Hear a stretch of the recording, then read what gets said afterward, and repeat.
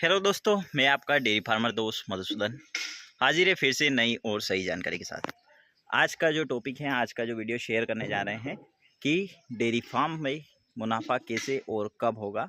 तो पूरा वीडियो ज़रूर देखिएगा जिससे मिल सके आपको सही जानकारी, जिससे कि यदि आप डेयरी फार्मिंग शुरू करना चाहते हैं या डेयरी फार्मिंग कर रहे हैं तो आपको लॉस नहीं हो। शायद यह जानकारी आपको काम आ सके।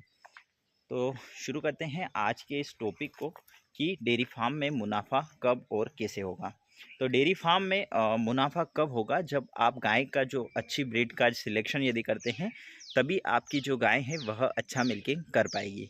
तो सबसे पहले बात है कि दूध से हमें पैसा कमाना है, तो सबसे पहले गाय का जो दूध है उसका प्रोडक्शन काफ़ी अच्छा होना चाहिए और लॉन्ग टाइम तक मिल्किंग करना चाहिए।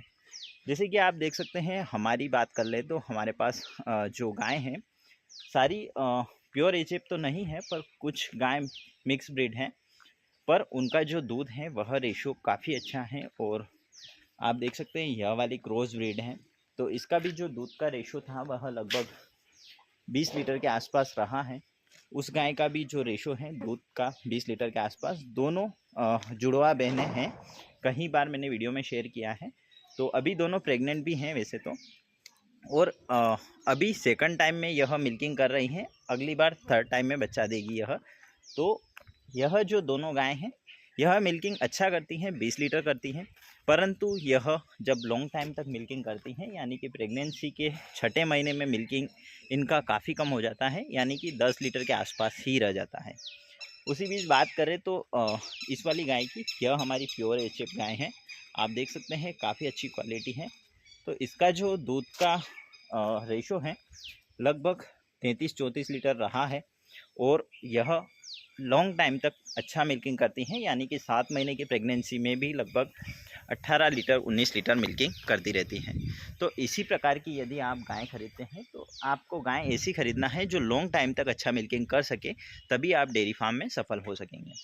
यदि आपकी मान लिया जाए कि सारी गायें ड्राई पीरियड में जाने वाली हैं, 5-5 महीने प्रेगनेंसी हैं, तो यदि कम मिल्किंग देती हैं, यदि क्रॉस ब्रीड अच्छी नहीं है और कम मिल्किंग हो जाती है, मिल्क का रेशो कम हो जाता है, तो आपकी गाय काफ़ी कम मिल्किंग करेगी और जो आपका जो मुनाफा है वह ना के बराबर होना चालू हो जाएगा।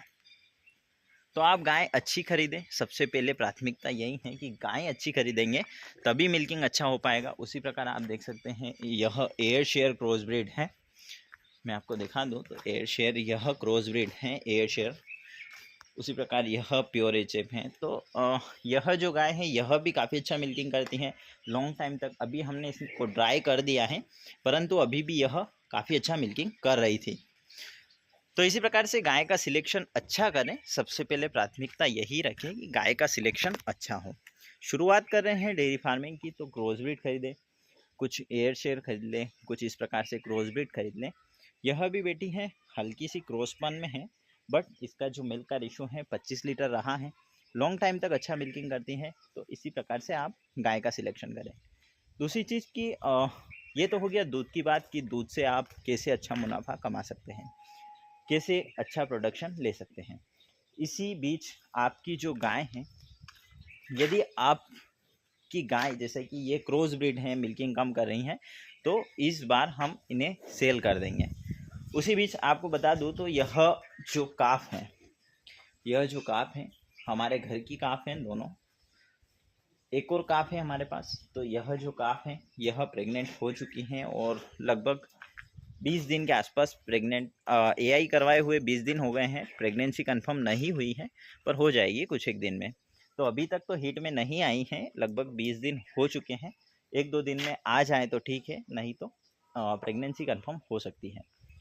तो यदि आप काफ तैयार करेंगे, काफ अच्छा तैयार करेंगे, तो जैसे कि हम लोगों ने 11 गाय रखी हैं, तो 11 गाय से 4-5 काफ अच्छी ले ली, 2-3 काफ थोड़ी सी क्रॉस ब्रीड थी तो हमने सेल कर दी।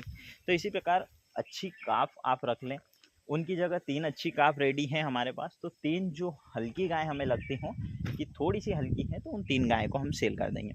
उसके बाद वापस से 3-4 काफ अच्छी रेडी कर लें। उसके बाद में फिर 3-4 गाय जो हल्की हों, ज़्यादा एज हो जाए और ज़्यादा लैक्टेशन हो जाए, तो उन गाय को निकाल कर आप ऐसे चेंजेस करते रहें, जिससे कि आपके जो दूध का प्रोडक्शन है आपके फार्म पर हर साल हर गाय के लैक्टेशन में बढ़ता जाएगा और जो काफ है, जो गाय तैयार होगी आपके फार्म पर, आपके खुद की गाय यानी कि आपके फार्म की गाय तैयार होगी और वह आपके माहौल में, आपके जो वातावरण है उसमें सूटेबल रहेगी, क्योंकि उसका जन्म यहीं का रहेगा। कोई सी भी गर्मी हो सहन कर लेगी, सर्दी सहन कर लेगी, बारिश सहन कर लेगी।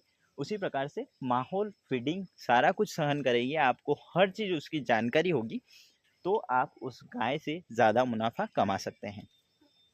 तो यही था आज का टॉपिक कि किस प्रकार हम ज़्यादा मुनाफा कमा सकते हैं, डेयरी फार्म में सफल हो सकते हैं।